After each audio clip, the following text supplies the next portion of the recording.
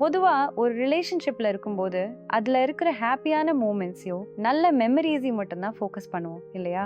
ஆனா உங்க ரிலேஷன்ஷிப்ல நான் இப்போ சொல்ல போற ரெட் ஃபிளாக்ஸ் இருக்குன்னா அதை நீங்க இக்னோர் பண்ணவே கூடாது. காதல் என்ற பேர்ல உங்க பார்ட்னர் பண்ற 6 டாக்ஸிக் பிஹேவியர்ஸை பத்தி தான் இந்த வீடியோல பார்க்க போறோம்.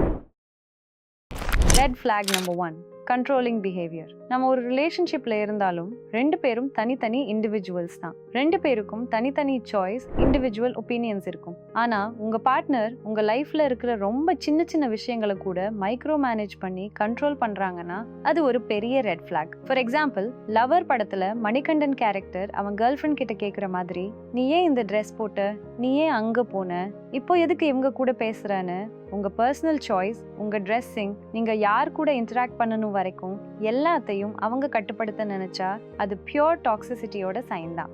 Red flag number 2, inconsistent effort. ஒரு ரிலேஷன்ஷிப்ல சண்டை வரதும் அப்புறம் சமாதானமாகி ஹாப்பியா இருக்கிறதும் ஒரு நார்மலான சைக்கிள் தான். ஆனா உங்க பார்ட்னரோட எஃபர்ட் எப்பவுமே இன்கன்சிஸ்டன்டா இருக்குன்னா அது ஒரு வார்னிங் சைன். அதாவது இன்னைக்கு உங்க மேல பயங்கரமா லவ் காட்டுவாங்க, உருகி உருகி பேசுவாங்க, ஒரு பெர்ஃபெக்ட் பார்ட்னரா இருப்பாங்க. ஆனா அடுத்த நாளே எந்த ஒரு காரணமும் இல்லாம உங்களை கம்ப்ளீட்டா இக்னோர் பண்ணுவாங்க.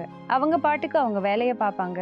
நீங்க மெசேஜ் பண்ணா கூட ஒரு பதிலும் வராது. இந்த மாதிரி ஆன் அண்ட் ஆஃப் பிஹேவியர் உங்க ரிலேஷன்ஷிப்ல இருக்க ட்ரஸ்டையே பிரேக் பண்ணிடும். உங்களுக்கு இன்செக்யூரிட்டி அதிகமாகி இந்த ரிலேஷன்ஷிப் நீடிக்குமான்ற ஃபியர்லயே நீங்க வாழ்வீங்க.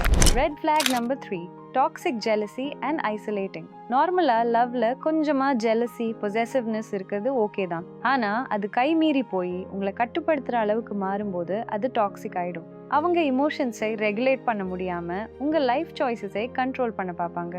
ஃபார் எக்ஸாம்பிள், நீ என் கூட மட்டும்தான் வெளியே போகணும், என் கூட மட்டும்தான் நீ ஹாப்பியா இருக்கணும்னு ரூல்ஸ் போடுவாங்க. உங்க ஃப்ரெண்ட்ஸ், ஃபேமிலி கிட்ட இருந்து உங்களை கம்ப்ளீட்டா ஐசோலேட் பண்ணுவாங்க. நீங்க மத்தவங்க கூட ஹாப்பியா இருந்தா உடனே கோவப்படுவாங்க, சண்டை போடுவாங்க, இல்லனா உங்களை கில்ட் ட்ரிப் பண்ணுவாங்க. Red flag number 4, blame shifting. சண்டை வரும்போது ஓகே என் மேல தப்பு இருக்கு, ஐம் சாரின்னு அக்கௌண்டபிலிட்டி எடுக்கிறப்போ அங்க ரிலேஷன்ஷிப் ஸ்ட்ராங் ஆகும். ஆனா இந்த பிளேம் ஷிஃப்டிங் பண்றவங்க எப்படின்னா, நீங்க அவங்க பண்ண தப்பை சுட்டி காட்டினா கூட அந்த ஆர்கியூமெண்ட்டை அப்படியே ட்விஸ்ட் பண்ணி கடைசியில பள்ளியை உங்க பக்கமா திருப்பி விட்டுடுவாங்க. நம்ம மேலதான் தப்புன்னு உங்களே கன்ஃபியூஸ் பண்ணி விடுவாங்க. இது அவங்க உங்களுக்கு எதிராக ஒரு வெப்பன் மாதிரி யூஸ் பண்ணுவாங்க. Red flag number 5, violating boundaries. நம்ம எல்லாருக்குமே பர்சனல் பவுண்டரிஸ் இருக்கும். யாரு ஃபோர்ஸ் பண்ணினாலும் நம்ம மனசுக்குள்ள அதுக்கு நோ அப்படின்ற ஆன்சர் ஸ்ட்ராங்கா இருக்கும். ஆனா ஒரு டாக்ஸிக் பார்ட்னர் உங்க பவுண்டரிஸை மதிக்கவே மாட்டாங்க. அவங்களுக்கு அது தப்பா தெரியலன்றதுக்காக உங்களையும் அந்த பவுண்டரியை கிராஸ் பண்ண சொல்லி கான்ஸ்டன்டா ஃபோர்ஸ் பண்ணுவாங்க. நீங்க ரொம்ப ஸ்ட்ரிக்டா நோன்னு சொன்னா உடனே உனக்கு என் மேல லவ்வே இல்லை, இந்த ரிலேஷன்ஷிப்பை நீ வேல்யூ பண்ண மாட்டேன்னு இமோஷனல் பிளாக்மெயில் பண்ணி உங்க பவுண்டரியை பிரேக் பண்ண வைப்பாங்க. Red flag number 6, disrespect in communication and abuse.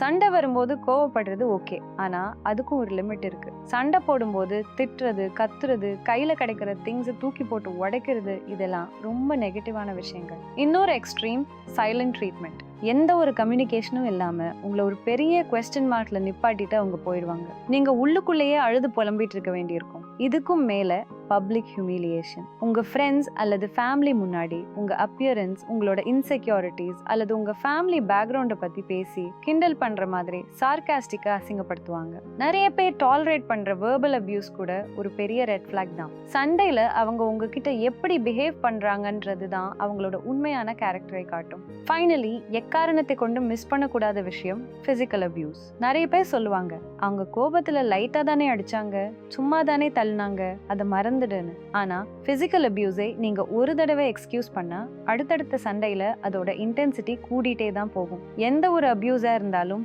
ஆரம்பத்திலேயே அதுக்கு ஃபுல் ஸ்டாப் வைக்கணும். ஸோ ஃப்ரெண்ட்ஸ், நான் இப்போ சொன்ன ரெட் ஃபிளாக்ல ஏதாச்சும் ஒன்று உங்க ரிலேஷன்ஷிப்ல நீங்க தொடர்ந்து பாக்குறீங்கன்னா இந்த ரிலேஷன்ஷிப்ல உங்களுக்கு ஒரு ஃபியூச்சர் இருக்கான்றத மறுபடியும் யோசிச்சு ஒரு நல்ல முடிவை எடுங்க. ஒருவேளை இந்த சிச்சுவேஷன்ல இருந்து உங்களால தனியா வெளியே வர முடியலன்னா கவலைப்படாதீங்க. ஒப்பம்ல நம்ம கிட்ட 24/7 ஆன்லைன் தெரப்பி சப்போர்ட் அவைலபிளா இருக்கு. ஒரு ப்ரொஃபஷனல் தெரபிஸ்டோட சப்போர்ட் வேணும்னா டிஸ்கிரிப்ஷன்ல இருக்கிற லிங்கை கிளிக் பண்ணி உங்க செஷனை உடனே புக் பண்ணுங்க.